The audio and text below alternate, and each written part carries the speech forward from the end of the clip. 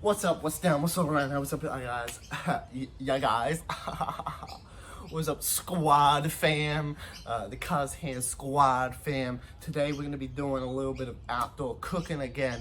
This time we're going to be using my own ingredients. I know last time we scavenged for food, but this time it's going to be homegrown, authentic. So, you know, I think first of all, we need to fix the cooking bench situation because it's looking a little bit grim. I reckon this is a pretty good top. We'll just double check. Yeah, that's a little, not too bad. It's a little bit flimsy, but hey, beggars can't be choosers. We got beetroots, we got a watering can, we got some nice looking potatoes and some sprungions. I believe the Americans call these chives. Does anyone know what this means? Because I didn't do this and it's been here for a while, but hey. Rolling, rolling, rolling, rolling. I'm begging, please don't take my box. Alright, so I got some utensils. I forgot my handy tea towel as always. Can't forget that. What you need is a pot, a peeler, a knife, and a bowl. Obviously a working surface like I got myself. So I'm going to set this to the side for now and we're just going to focus on this. So I got my homegrown potatoes here. We're just going to bust into these. Long boy. They going. Oh, one fell out. Oh well. And basically you want to peel these.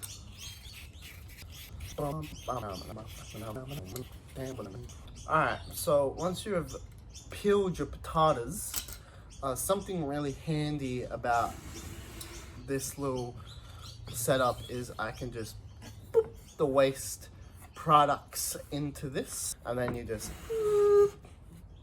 is that not magic? You want to cut these into about yay big chunks, not nay big. We want happy chunk potatoes in terms of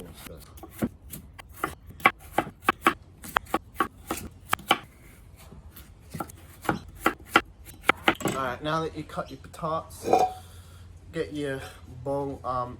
You're going to want to rinse these because otherwise when you boil them, they're just going to be all starchy and gross. Oh, fuck, put one on the floor. That's extra flavor. Don't forget that. Give them a good rustling. Get the lid.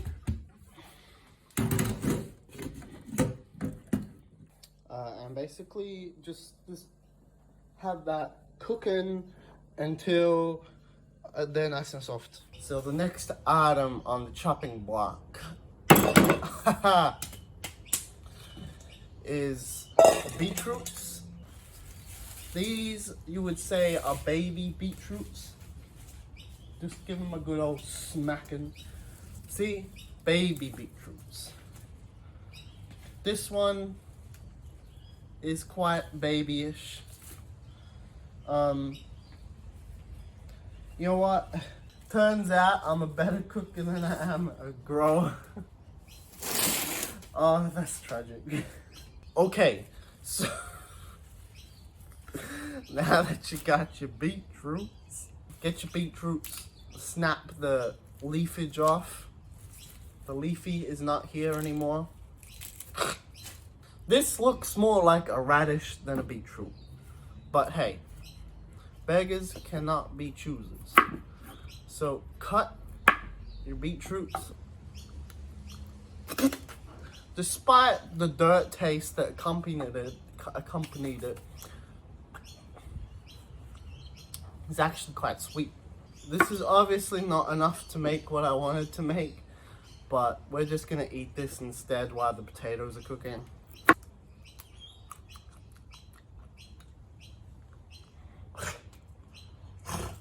So, quite frankly, this did not grow properly. That's a little bit disappointing, but hey, life is full of disappointments.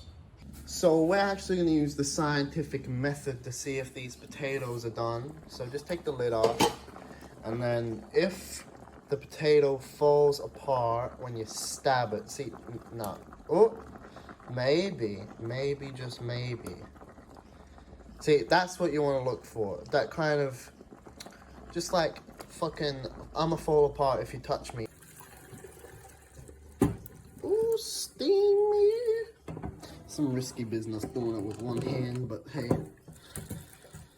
not saying anything, but I can do that easy peasy.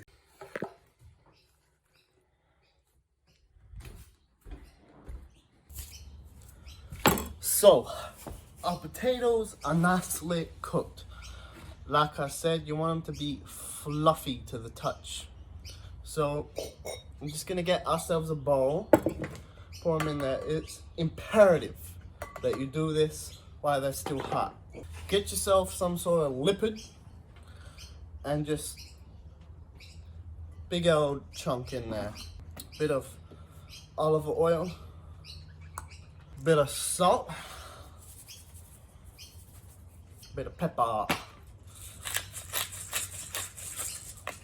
You probably notice while mixing it, the potatoes get a little bit scuffed up, but that's what you want, because all the flavor kind of gets trapped into that softness. Now, the reason why you do it hot is just because you don't have to melt the butter. That's basically the only reason. So get yourself some sprunions. Just cut off the end where the tail is. Fuck that off, we don't need that nonsense. And just chop it.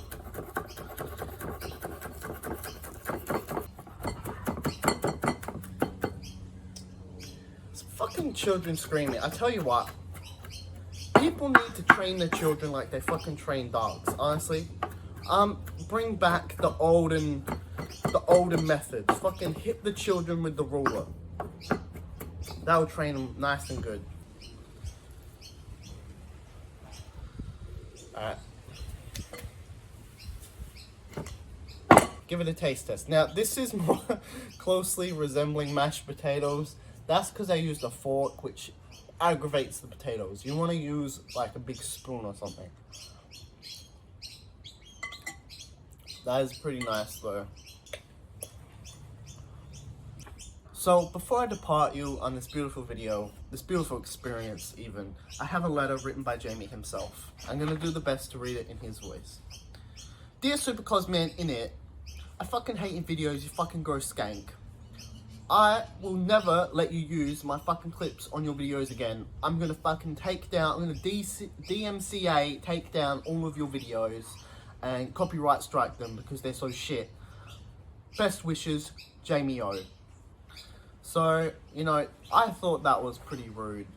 So, I'm just gonna stick in a bunch of clips right now.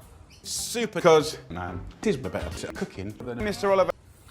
And not to say that I'm the bigger man, but I'm not gonna retaliate. I'm gonna let Jamie sweat in his little pants, okay? But don't forget, like, favorite, subscribe, Patreon, Kickstarter, notification bell. I don't have a sponsor this week just because this is backyard cooking. Cooking should be free. You shouldn't be paid for this shit because the reward is the food at the end.